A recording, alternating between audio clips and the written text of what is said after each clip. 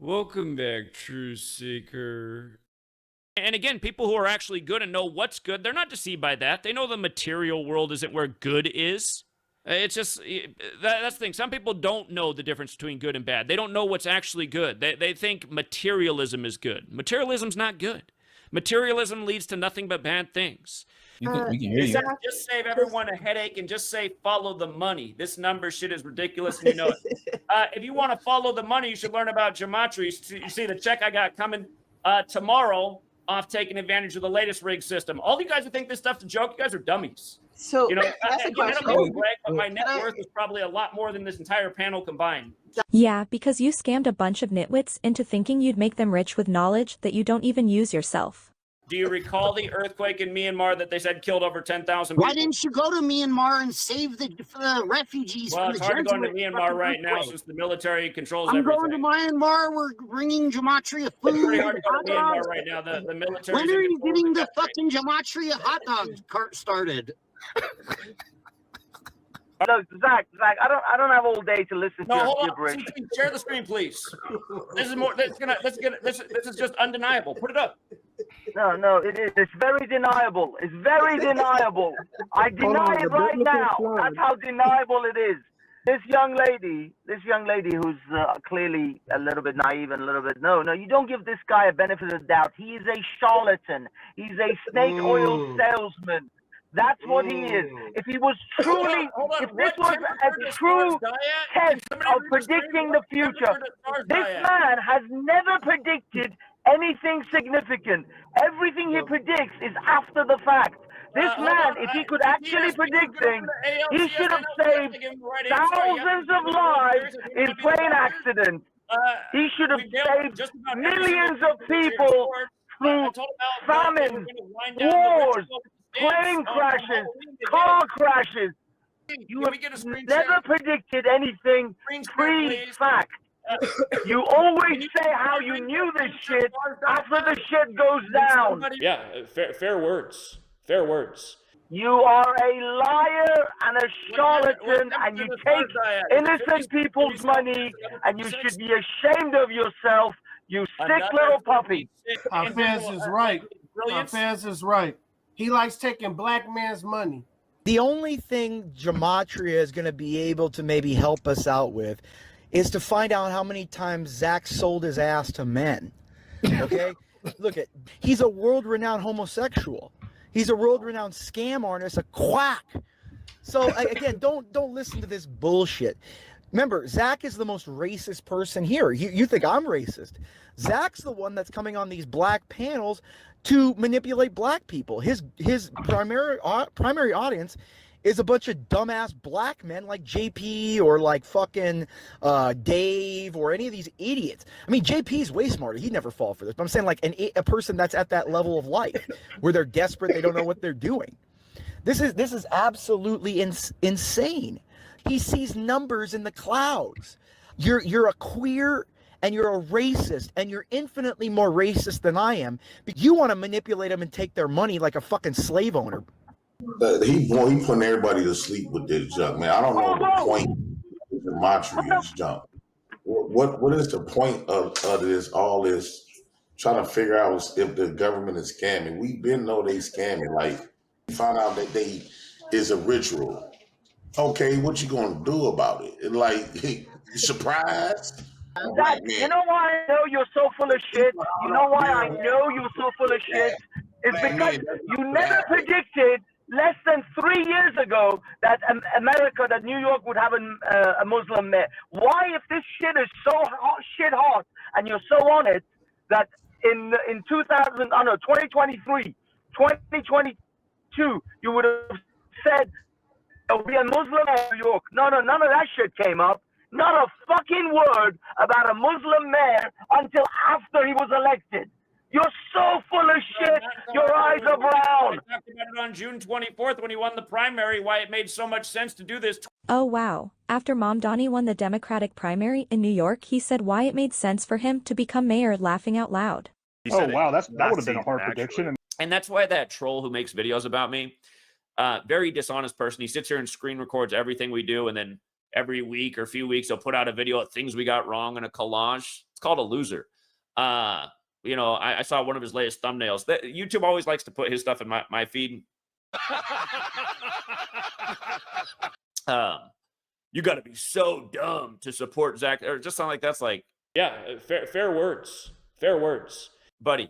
In the last 7 days that you're recapping, we had winning days at least 6 of the 7 days, and you could have argued all 7. If you took my advice on the NFL last week, I was real big on the McCaffrey 2 touchdowns, which was a nice payout, and the Vikings upsetting the Lions with Tom Brady, the Michigan product, calling the game, just like J.J. McCarthy went to Michigan, which was a huge payout. Again, those were the things I was most emphatic about last week. They both hit, both big payouts. You see, this is why this guy's a fraud. You see, if you have a brain and you're not one of his cocksuckers, you'll see through it. Yeah, there was a lot that was wrong with the NFL last week, but the 2 things most emphatic about, they were both big winners, and that's pretty much how it is every week with the NFL. The things that I like the most, they're coming in week after week. If you watch my troll, though, he'll never tell you about all these days we've had. I mean, we've had so many days like this already in the NHL, just like this. 11 games on the slate. We had an 11-0 day. 12 games on the slate. We're not always 12-1 like we were yesterday, but it's usually a pretty high percentage winning day every day. Sure, Jan. And think about it, you guys, the fact that I've had a dedicated troll that sat here for over a decade now, just screen recording, trying to make me look bad while YouTube suppresses the content, make sure it's shadow banned. Think about how many different entities are working to make sure people don't know about this information or they think it's bullshit. When day after day, week after week, we do things that people have never done in their lifetimes.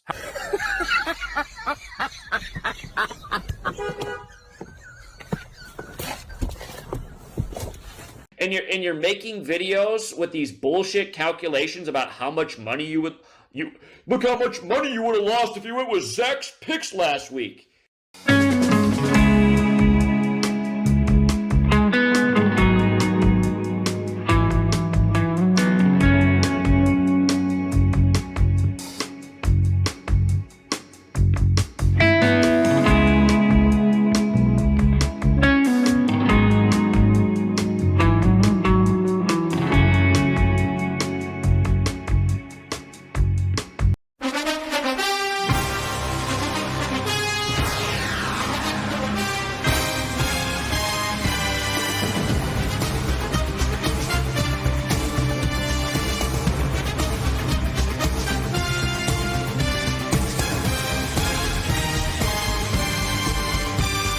Just a heads up, weeks 10 to 13 are going to be expedited recaps to save time.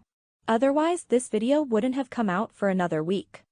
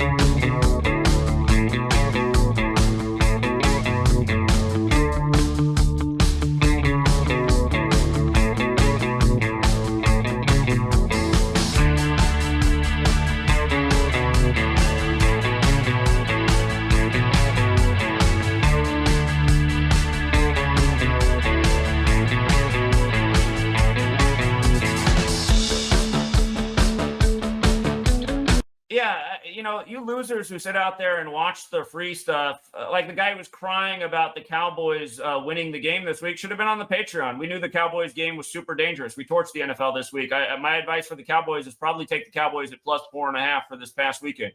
Liar. Liar. Deceiver. Liar. You said Jerry Jones was going to get his 267th loss versus Philly. That was the initial read a week out, but then once we actually looked at the game, we said, oh, man, there's a lot here for Dak to win. Dak got his 22nd home win over the NFC East when the Eagles loved that 22. Just total scammer, total liar. I don't know how he has any supporters. I mean, you talk about really dumb people.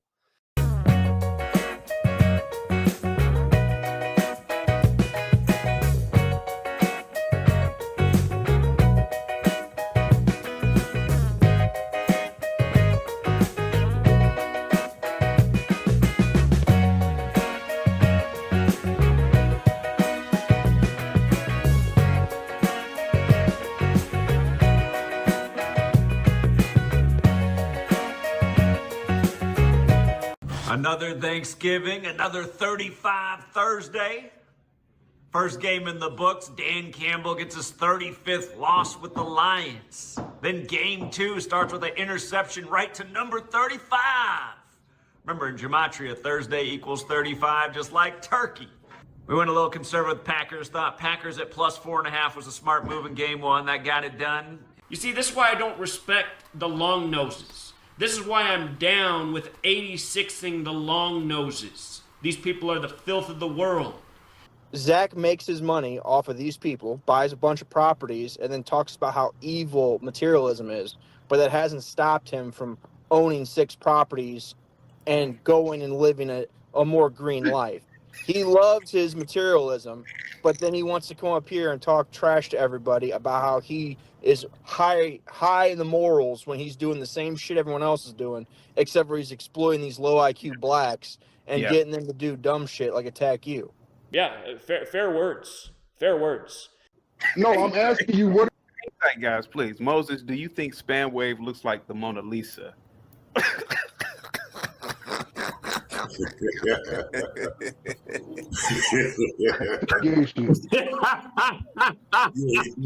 Looks like it could be a nice little 35 Thursday. There really is a lot of narrative going both ways in this game, but I just got to stick with my rule of thumb. It's kept us on the winning path a lot more often than not, pretty much always, and including this year, and that's 35. And there's 2 35s that can play against Dak. He can get his 35th all-time road loss and stay on 35 regular season road wins. I mean, you look at it, there's plenty of numbers on both sides, but the 35s are against Dak. Again, Dak has plenty of numbers that go either way, but he's got 2 35s against him. Best thing going for him is that 83rd win potentially in the regular season. And that's why I'm leaning more towards the Lions, because the 35s are with them. The Seahawks and Falcons looks a bit tight. Wait, hold on. Does Darnold wear 14? He does. I should not be doubting the Seahawks, you guys. What was it earlier this year? Earlier this year, I overlooked the 14 with Darnold, and they were up 14-0. You know what? I feel pretty good about them winning. Realizing that, I feel pretty good about them getting it done. The 4-0 in the stadium, and just number 14 in Week 14. Darnold, who was listed as questionable, is expected to play. Usually when a QB has the jersey number that goes with the week, his team gets it done. There are a lot of things in that game that make me uncomfortable, but I got to assume the Seahawks with number 14 prevail in Week 14. And Ace, formerly AB, did call in last night and pointed out that the Seahawks can improve to 4-0 in Mercedes-Benz Stadium. We confirmed that was true. Atlanta Falcons 40, get the 4th win on the 7th, 7 the 4th prime. I did upgrade the Seahawks narrative. Now, granted, normally when I flip around my initial thoughts, it hasn't been working out no matter how good the call-in's been. But I don't want to go against the QB jersey number in the week. I forgot that initially when I wrote my write-up that Darnold wore 14, just like I forgot that he wore 14 on the 14th back in September when he got the win in a big 14 ritual. The Bengals and the Bills, we know the Bengals, if they can win this game, are going to be 5-8 going into Baltimore. Baltimore 58. They could become 3-4 away, like 34 just played in the last game. Burrow's 34, but that game was in Maryland, which also likes 34. The Ravens, of course, like 34. Bengals, again, if they can win this game and beat Baltimore, they can definitely sneak into the playoffs because they have a really easy schedule after the Ravens game. I didn't see anything super clear with Allen. I suppose he could get his 39th loss. Bengals number. If it's a close game, if the Bengals just barely lost, if they lost by 1, they'd be negative 95 before Baltimore. We know Baltimore likes 95. If they lost by 2, they'd be negative 96. Baltimore Ravens is 96 and Cincinnati's 96. So I could see that. So often these teams do go in with numbers that connect with the next opponent. If you take the Bengals with the points and they lose by 1 or 2, obviously you're in business. They're a 6-point dog. If you take them with the points, you might as well tease them up to plus 7.5. Just in case it is a touchdown game. Remember, we talked about how the Bills might not lose another home game to stay on 162 regular season losses because Highmark Stadium's 162, and this is their last season there. Could be symbolic. Also, if the Bills won by 4, they'd be plus 82 going into the Patriots game. So I think if I had to play this, I would be inclined to take the Bengals with the points. It looks like it can be close. The Titans and the Browns. There's 2 numbers that usually hit in a Titans game, and I'd be real careful with this because the Titans have been absolutely god-awful this year, and they've had some decent narratives and totally blown them, but it is hard to ignore this. Stefanski, he can fall to 43 and 54. Tennessee Titans 54. Stefanski can also stay on 43 wins. Titans 43, and again, that's the 14th prime as well, like it's week 14. And then if Sanders loses, he's 1 and 2, kind of like his jersey number, like how he got his first start in week 12. And maybe the Titans do surprise the Browns here, but don't let this game ruin your day. I mean, Titans are no team to stake your day on 1 and 11. It's really hard to overlook that 43-54. Yeah, it could be an upset. It could be an upset there. And it looks like it could be a 7-point game either way. Looks like either team could win by 7. If you did take the Titans, you could tease them up to plus 7.5. Give a little cushion. The Commanders and Vikings, both teams were 4-9. If Washington wins, they have the value. They're the dog, and you could take them with the points in case they did lose by 1 point, or you could even tease them up to 3.5. But I like the 4-9 on both sides. Washington 49 in the most pure. Well, the Vikings coach will get his 28th loss. I haven't been calling out all the 28s, but be sure to read over the notes. I did highlight all the 28s in the conclusion. The Vikings would stay on 49 regular season wins and 50 all-time wins, like Washington is 49 and 50. So you'd have kind of a triple 49 thing going. Both teams are 49. Vikings stay on 49 regular season wins. And the one threat there would be they can get their 50th win in the regular season, a Washington number. But keep in mind, Minnesota plays Dallas next, who likes 49 as well. So if they lose and fall to 4-9, they have that record to face Dallas. Also, Jaden Daniels, he can become 9-6 away, including the postseason, 7-5 in the regular season. Minnesota Vikings is 96 and 75.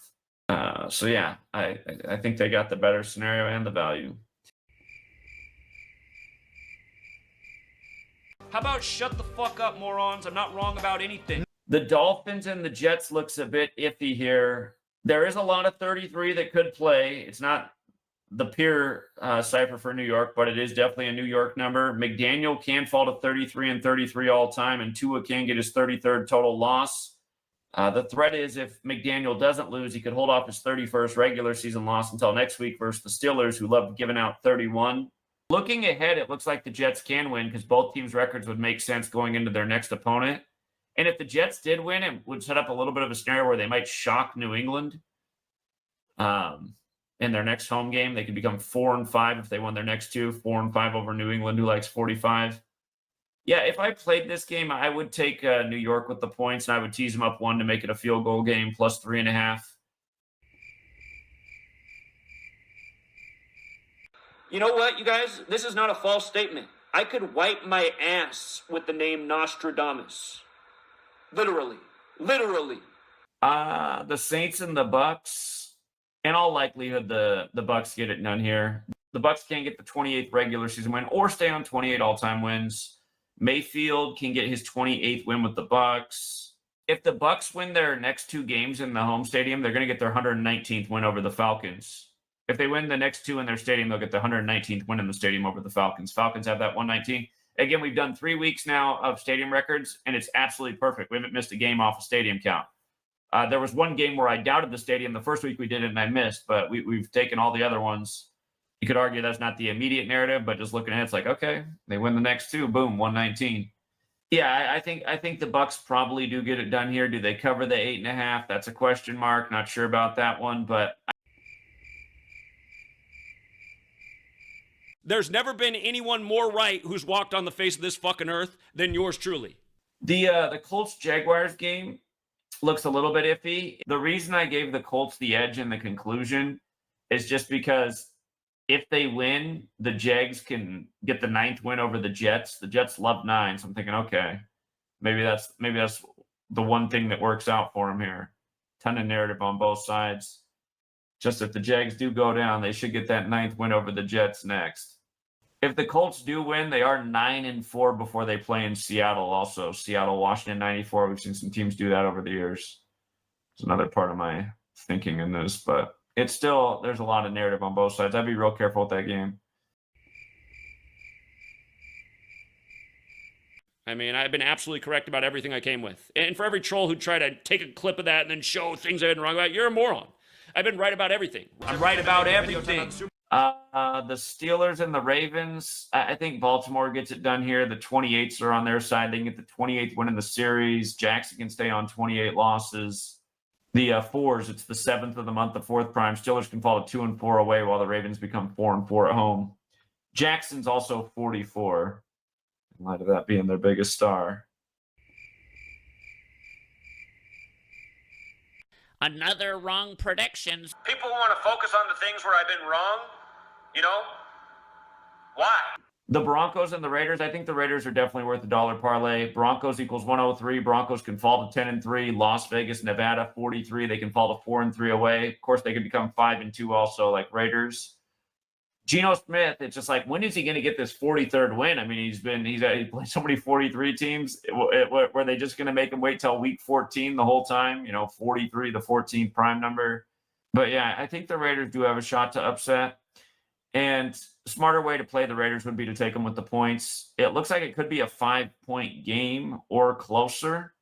The Raiders could also stay on 28 losses at their stadium. If 28 is the number of the day in the earlier games, that upgrades the Raiders' upset narrative. They can stay on 28 losses in the stadium. But yeah, it's the 103 thing that really gives them a shot. It does look like they could cover the 7.5.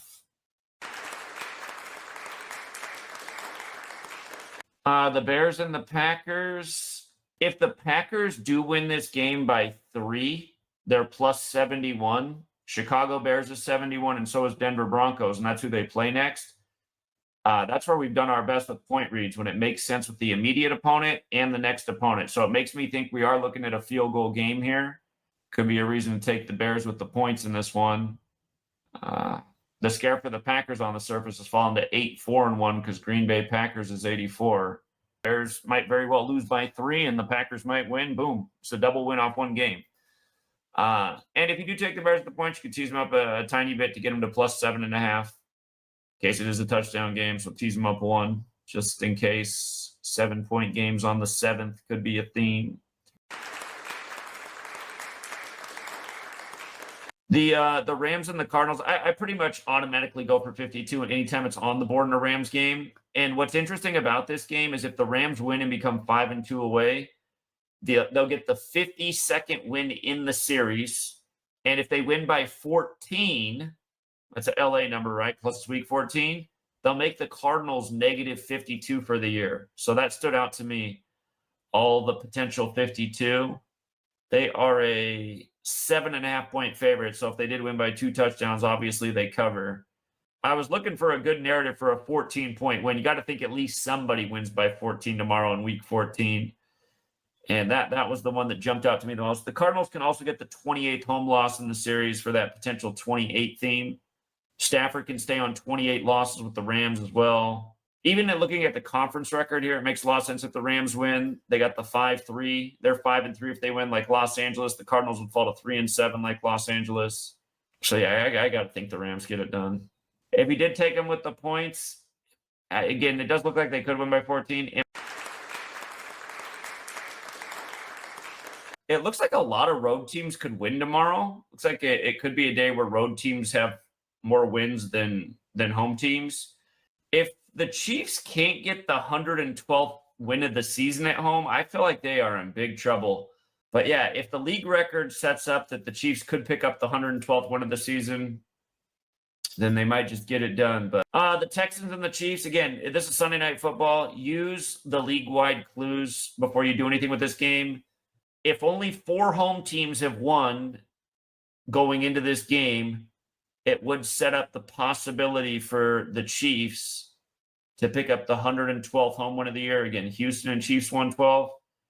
That would give the Texans the possibility of falling to 3-4 away. Texans 34. Both teams would become 7-6. The reflection is 6-7, where Kansas City 67. Actually, there's some decent things here for the Chiefs in the head-to-head record. The SNF numbers are in favor of the Chiefs. They can become 4-2 at home, like SNF is 42. They can get the 12th win versus the Texans, like SNF is 12. And remember, Nico Collins normally likes Sunday Night Football. He's playing in this game, number 12. Stroud can get his 14th road loss. That's a KC number and a Week 14 number. I suppose he can fall to 10-12 away like Chiefs and Houston. Maybe the Chiefs win out from here and they stay on 67 losses with Andy Reid while he's 67 years old in Kansas City, 67. I mean, this is the narrative you got to bank on right now. With Kansas City, you still see Mahomes in that AFC Championship game. They are a little bit worrisome, though. But if I do see it where I'm like, okay, they can get the 112th home win of the season, I'll take that. I'll definitely take that. I'm not a greedy person. I don't say, here, to get my sports picks, you got to pay $500 a month, even though they're worth that. You know, they're worth that. Ultimately, what I've decided for this football game is when 22 is on the board with the Eagles, it usually hits, and Herbert can get his 22nd loss at home. So I think that is the top clue. But yeah, there's a number of things that could happen with the league records. They're not exactly clear, but the thing that makes the most sense to me is that if home teams fall to 5-9 for the week in tribute to the Super Bowl 59 winners, obviously that is the Eagles.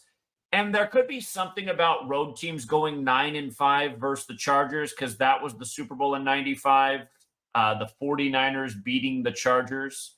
The way the 95 could play for the Chargers is they can keep home teams on 95 losses.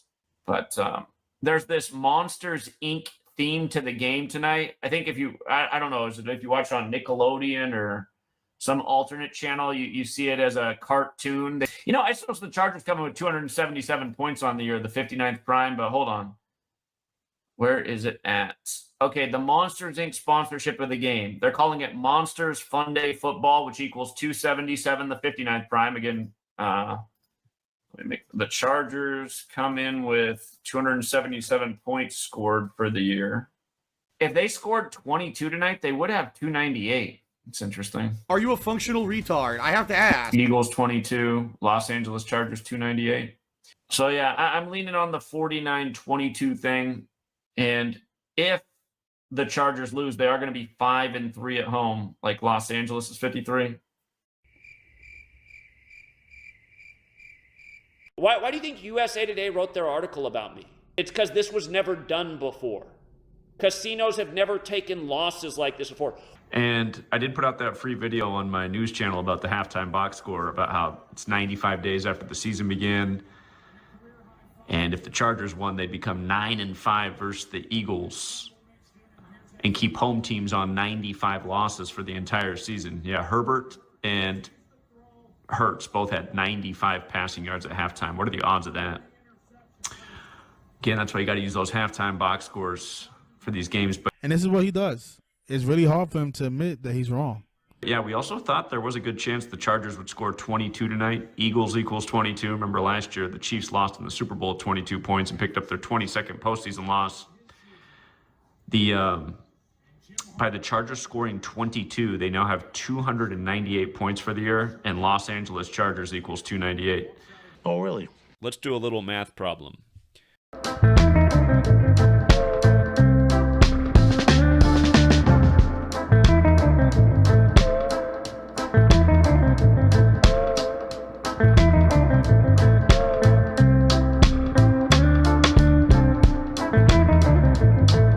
Again, learn how to do math.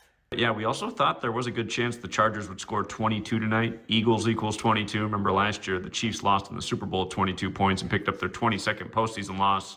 By the Chargers scoring 22, they now have 298 points for the year, and Los Angeles Chargers equals 298.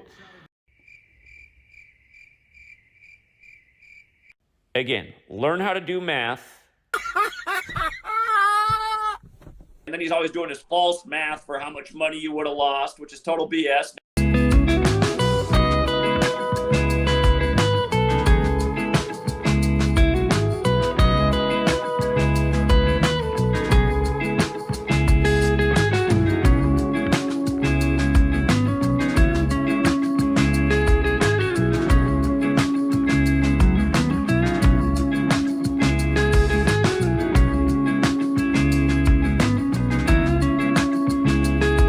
Congrats to the winners. Yeah, we hit the bookie nice. I'm fleecing people. What a disingenuous statement. The only people who don't make money off this knowledge are dumb people. Point blank, period. And then he's always doing his false math for how much money you would have lost, which is total BS.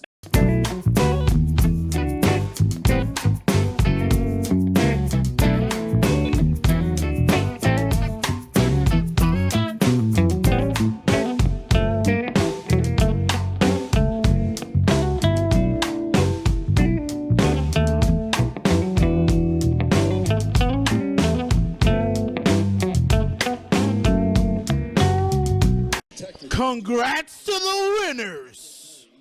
Yeah, we hit the bookie nice. I'm going to manifest that the NFL season goes very well the rest of the way. Fraud! That's all, folks. Till next time, Truth Seeker.